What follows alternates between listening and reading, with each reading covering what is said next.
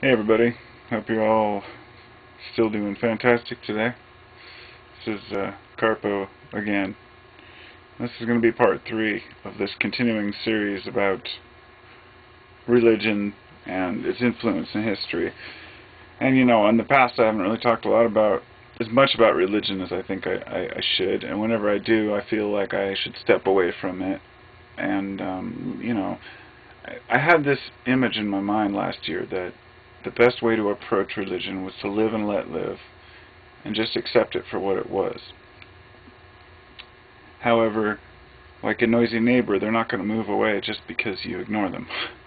And I'm affected by Christians. I'm affected by Christians in my country, which probably 90% of the people here are religious, and a majority are Christian. The reason why it bothers me so much is because many political decisions are dictated by religion and by religious ideals and beliefs.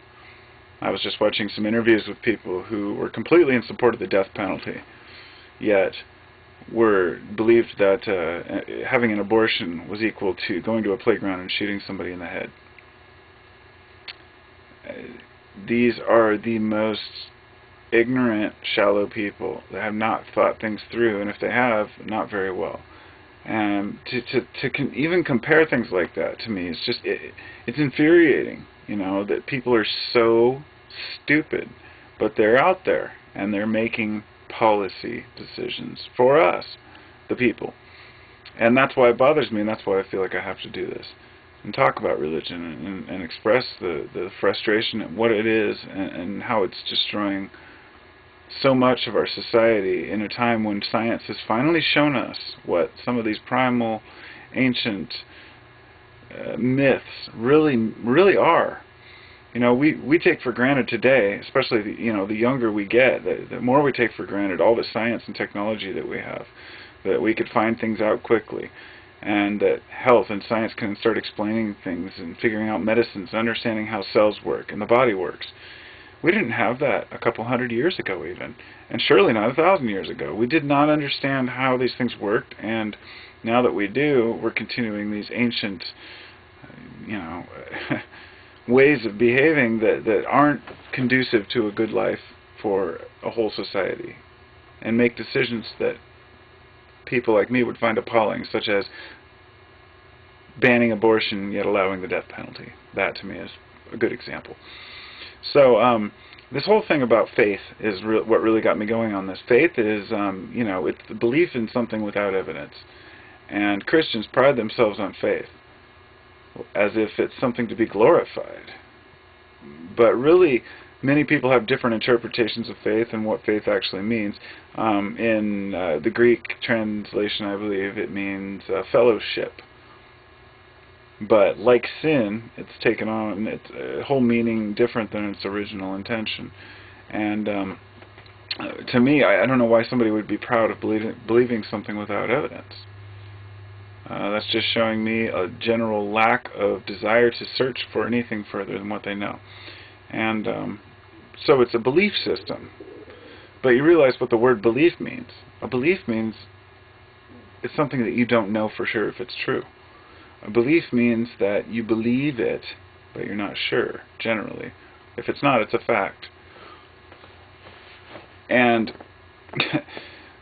somebody has to be wrong, but every religion claims truth. And this is why I know religion can't work. And this is why, if all the world's major religions actually got along and agreed with each other, I might be more likely to become a Christian or a Muslim or whatever, because I would say, wow, all these people get along so well, and their beliefs are so different, yet they all worship the same entity, and they don't argue. They're actually following some of their teachings. But that's not the way the world works, nor will it ever. People always have to have their own way, and it can be the only way. I've always had this, this thought that if I was a Christian, and I were to believe that the Bible was the most important book ever written, and that it was the literal holy word of God that explained everything you needed for life, these same Christians probably read other books, but I don't know why they would waste time reading other books when they could actually spend the time to learn Hebrew and read the original Bible. Because I believe that any Christian who wants to call himself a true Christian, a true follower of the Bible, cannot read a King James Version, cannot read any English translation, but has to actually understand Hebrew and apply that correctly and read it for themselves completely. If you don't do that, then you really don't have any say in what truth is at all.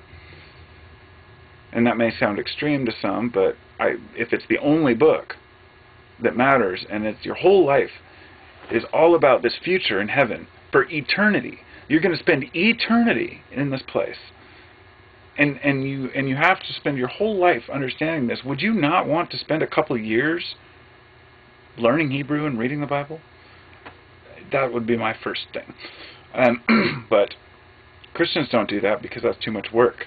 It's so much easier to believe what others have been told them. And in fact, well over 95% of Christians are Christians because their parents raised them as Christians.